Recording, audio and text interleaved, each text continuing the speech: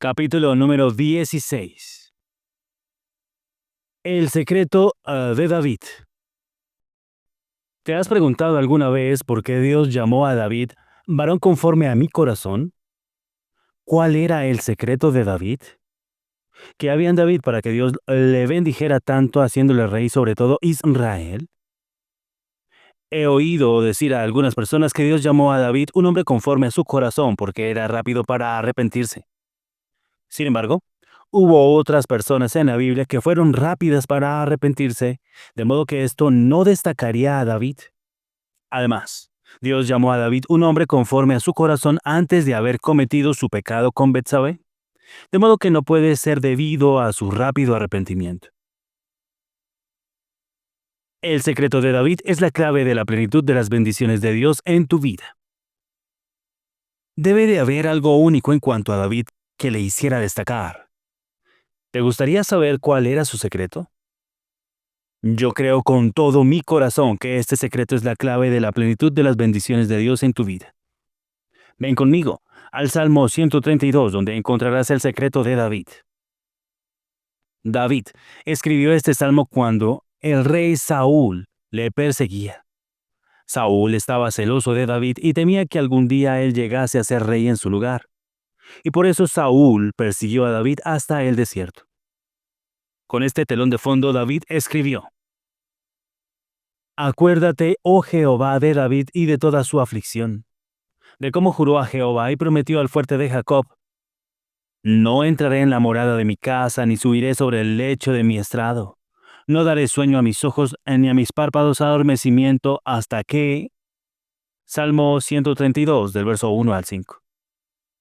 David estaba haciendo un voto a Dios en el desierto de que no dormiría ni descansaría hasta que hiciera algo. Ahora bien, quiero que te cojas muy fuerte, agárrate fuerte. Antes de mostrarte lo que él le prometió a Dios, quiero mostrarte algo que él mismo dijo acerca de cómo Dios le veía.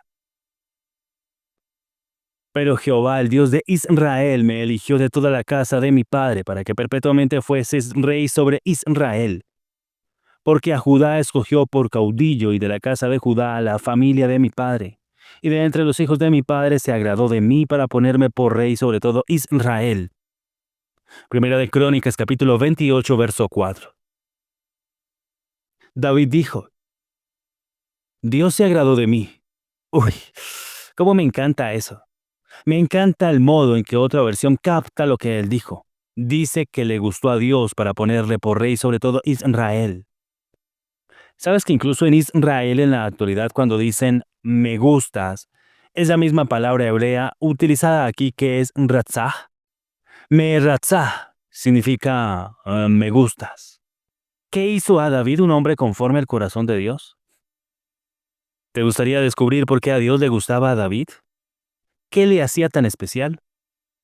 Yo creo que a Dios le gustaba a David, porque él se aferró a algo que era de la mayor importancia para el corazón de Dios. Se aferró a un pensamiento y a un objetivo divino en el corazón de Dios. Esto fue revelado en la promesa que le hizo a Dios en el desierto en el Salmo 132. No daré sueño a mis ojos, ni a mis párpados adormecimiento hasta que haya lugar para Jehová, morada para el fuerte de Jacob. ¿De qué hablaba David? Para obtener un mejor cuadro, sigamos leyendo. David dice en el mismo salmo: Levántate, oh Jehová, al lugar de tu reposo, tú y el arca de tu poder. David estaba hablando de llevar el arca del pacto de nuevo a Jerusalén. He incluido a continuación una ilustración del arca del pacto. Eso era lo que David buscaba. Y debido a que le daba tanta importancia a llevar de regreso el arca, Dios le consideró un hombre conforme a su corazón. Ahora bien, en los tiempos del viejo pacto, Dios habitaba entre los dos querubines que están sobre el arca del pacto. Ese era el trono de Dios. Siempre que los hijos de Israel llevaban el arca a la batalla e Israel estaba en consonancia con Dios, Dios les daba la victoria sobre sus enemigos.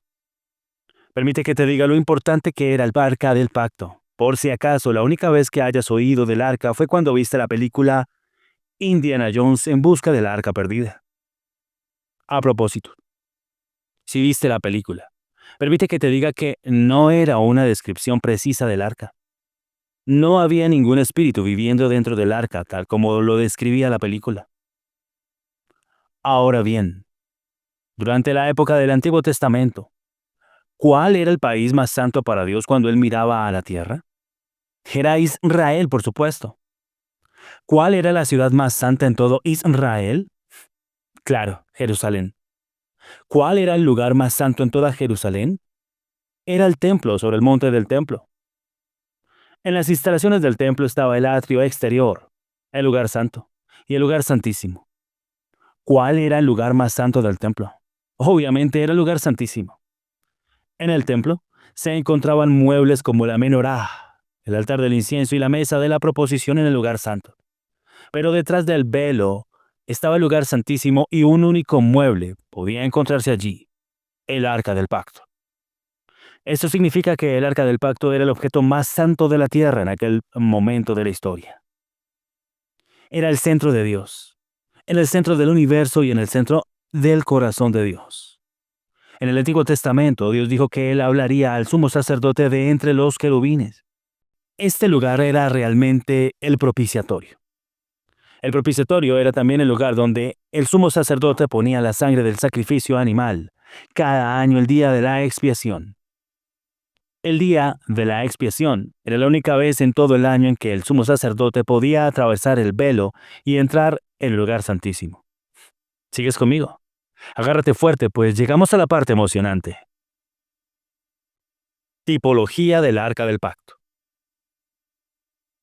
En el capítulo anterior compartí contigo sobre el camino de Emaús, donde Jesús explicó en todas las Escrituras, comenzando con Moisés y todos los profetas, las cosas que decían de él. ¿Estás preparado para una revelación de Jesús en el Antiguo Testamento que hará que tu corazón arda en ti? Vamos a entrar. El arca era tan importante para Dios que le dio a los israelitas instrucciones muy concretas sobre cómo debían construirla. Aunque solamente podemos arañar la superficie, cada detalle del arca nos permite obtener un cuadro más claro de Jesús, ya que no hay ningún detalle insignificante en la Biblia. Desde el comienzo, quiero que sepas que el arca del pacto señala a la persona y la obra de nuestro Señor Jesucristo. Él es el centro del corazón de Dios. Y a medida que sigas leyendo, sé que te enamorarás de Él cada vez más. Por ahora, veamos la ilustración que proporcioné anteriormente. Vamos a ver más de cerca algunos de los componentes del Arca del Pacto. La parte de la caja está construida con madera de acacia y recubierta de oro. La madera en la Biblia habla de humanidad. La madera de acacia es conocida en Israel como una madera incorruptible, de modo que nos habla de la humanidad incorruptible de Jesús. Jesús vino en semejanza de carne de pecado como hombre, pero no había pecado alguno en él. El oro en la Biblia habla de divinidad y deidad. Por tanto, la madera recubierta de oro habla de la persona de Jesús.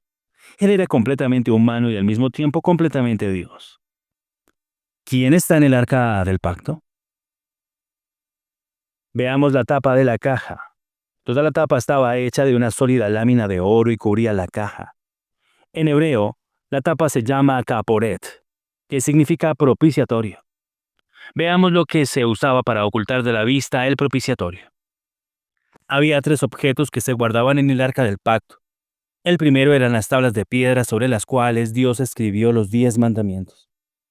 Las tablas hablan de nuestra rebelión e incapacidad para guardar la ley de Dios perfectamente. El segundo era la vara de Aarón. La vara de Aarón no era una vara normal y corriente.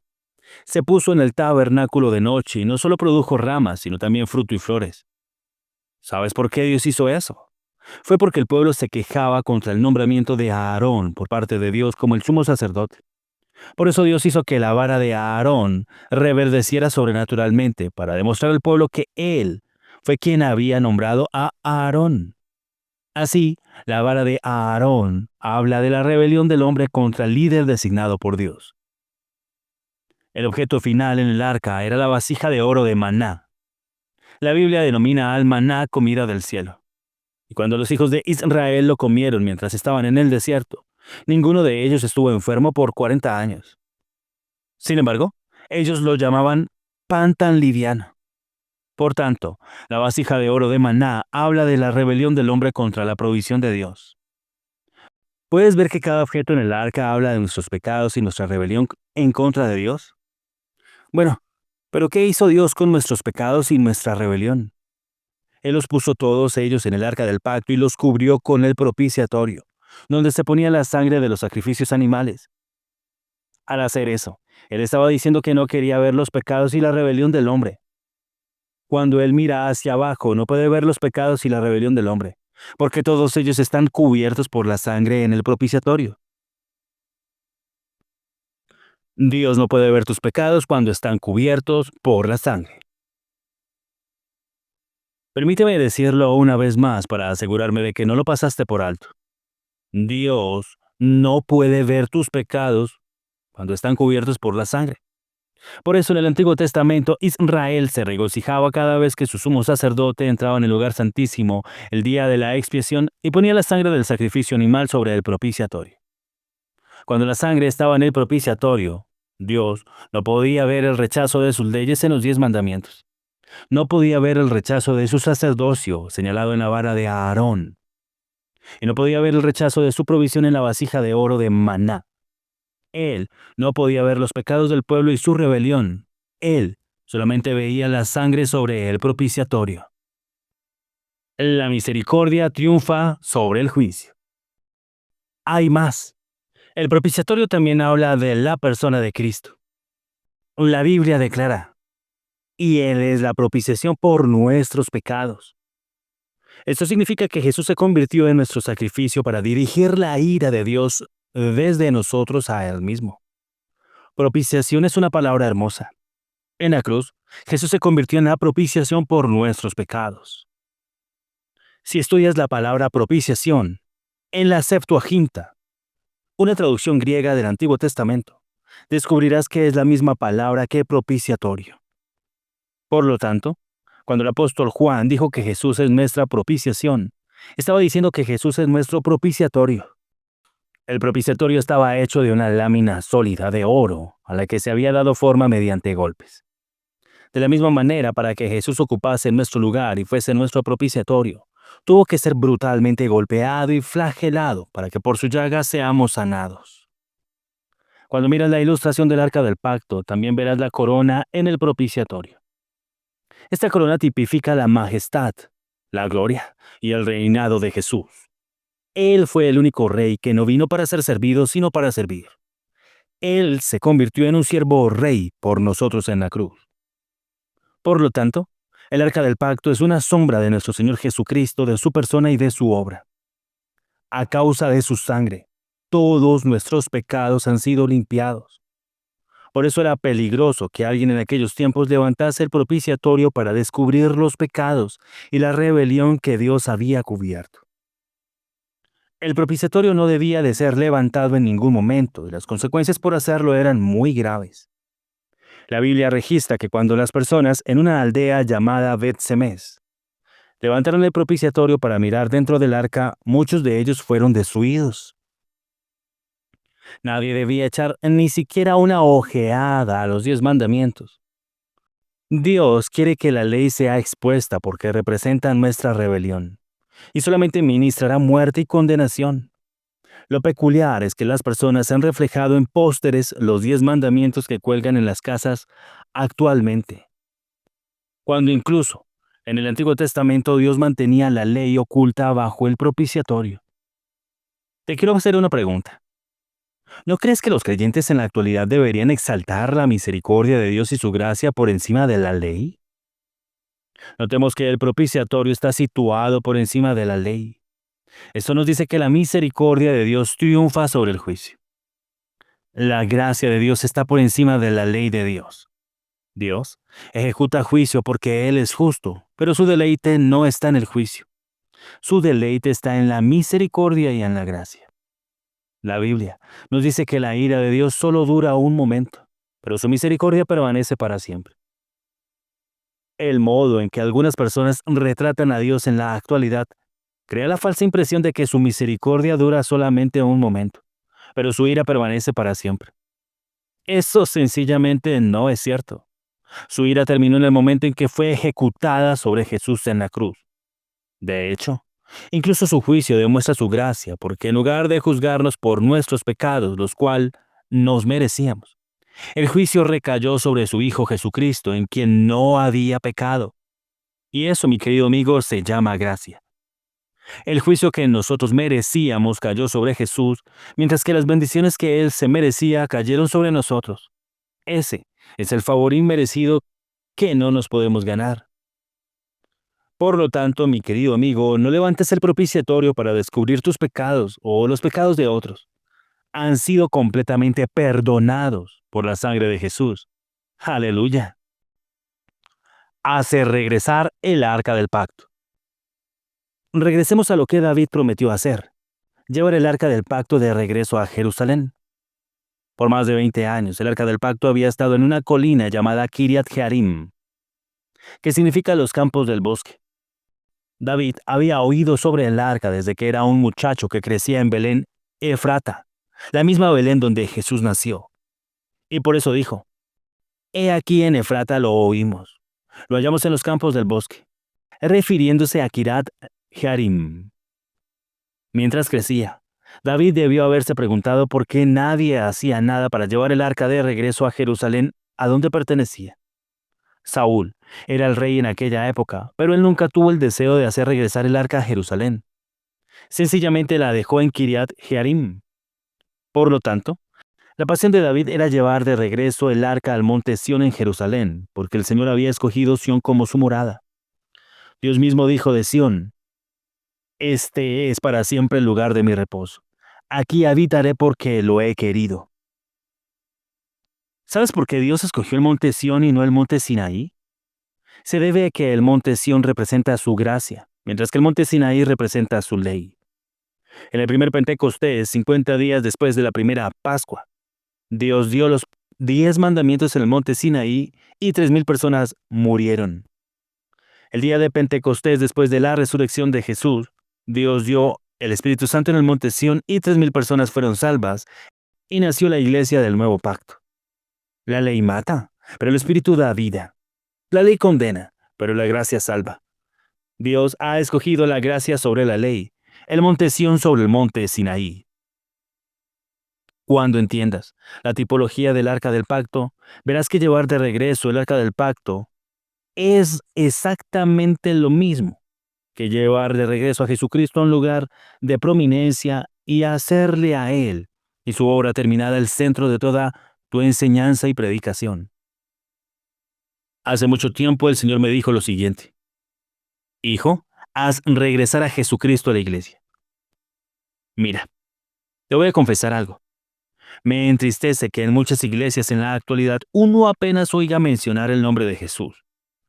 En cambio, se oye enseñar psicología, se oyen enseñanzas motivacionales y se oye el hacer, hacer, hacer, hacer, el visión, visión, visión, llamado, llamado, llamado, pero se oye muy poco de Jesucristo y de su obra terminada. ¿Es eso de lo que se trata el cristianismo? ¿Lo que uno hace es su llamado y su visión?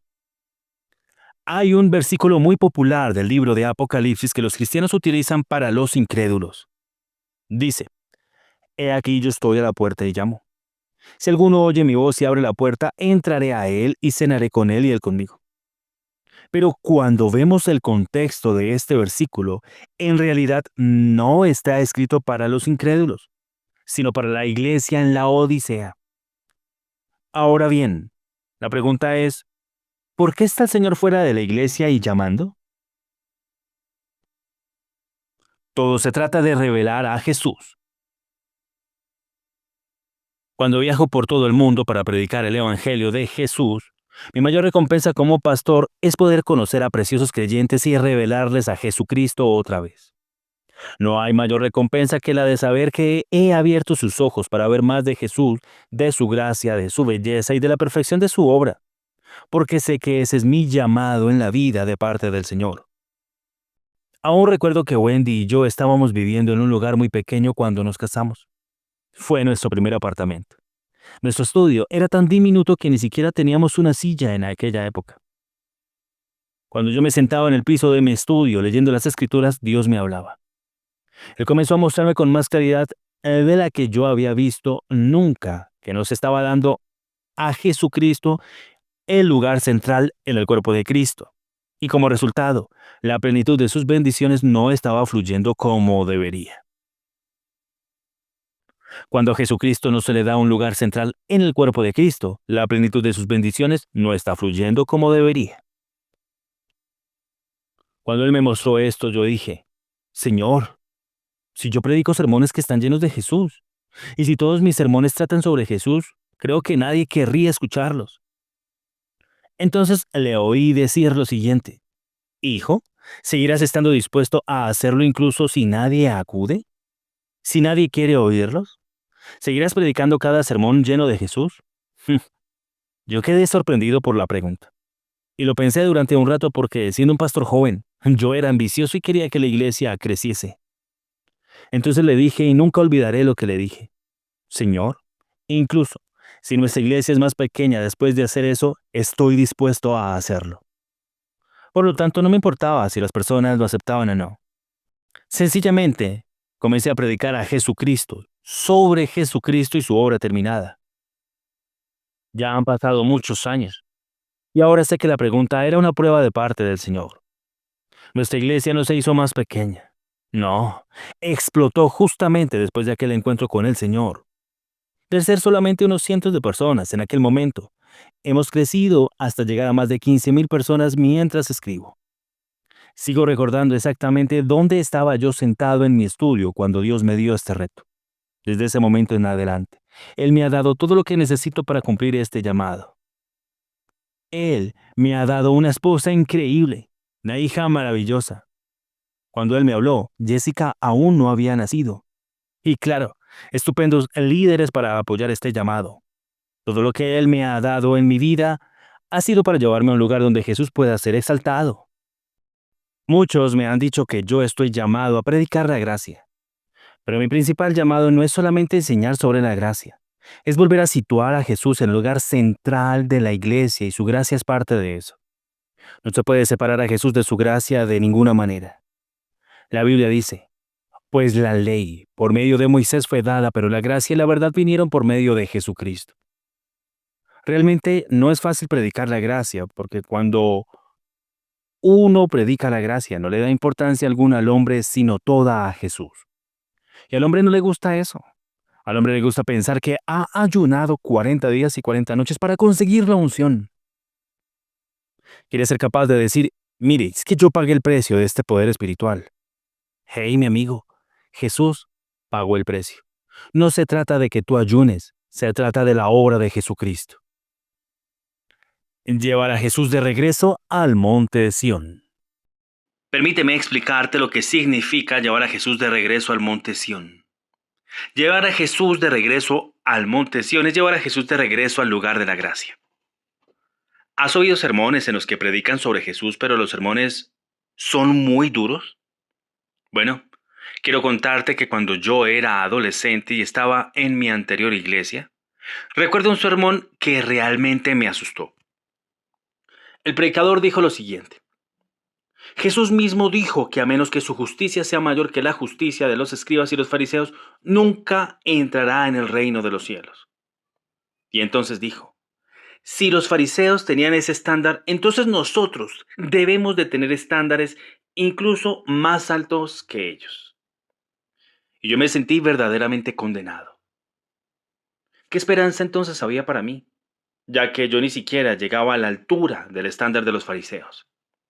Aunque ese predicador estaba predicando de las palabras de Jesús, nunca llevó a Jesús al contexto de la gracia. Hizo parecer a Jesús como una persona dura y legalista. No llevó el arca de regreso a Sión. Ahora bien, interpretemos lo que Jesús estaba diciendo realmente en el contexto de la gracia.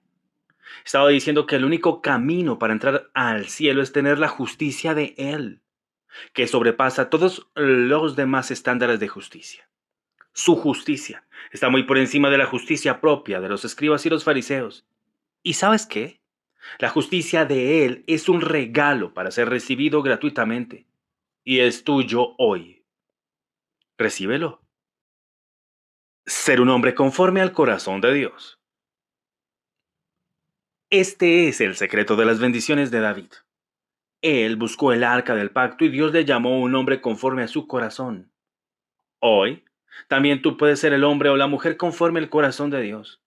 Puedes seguir a Jesús y llevarle de regreso al centro de tu vida. Haz a Jesús el centro de todo aspecto de tu vida. La Biblia dice que donde dos o tres están reunidos en su nombre, Él estará en medio de ellos. Si tu matrimonio se está desmoronando, permíteme decirte que lo más probable es que estés situando tus demandas sobre tu esposo, porque para que él te dé lo que solamente Jesús puede dar. Estás buscando en tu esposa que ella te dé lo que deberías obtener solamente de Jesús. Ambos terminan poniendo demasiada presión en el otro. Todo matrimonio necesita una tercera parte, y su nombre es Jesús. Él debe estar en medio de todo matrimonio. Hoy también tú puedes ser el hombre o la mujer conforme al corazón de Dios, haciendo a Jesús el centro de todo aspecto de tu vida. Haz a Jesús, su obra terminada y su gracia el centro de todo en tu vida. Haz que Él sea el centro de tu matrimonio, de tu familia, de tu carrera y de tus finanzas, y permite que la plenitud de sus bendiciones fluya en tu vida hoy.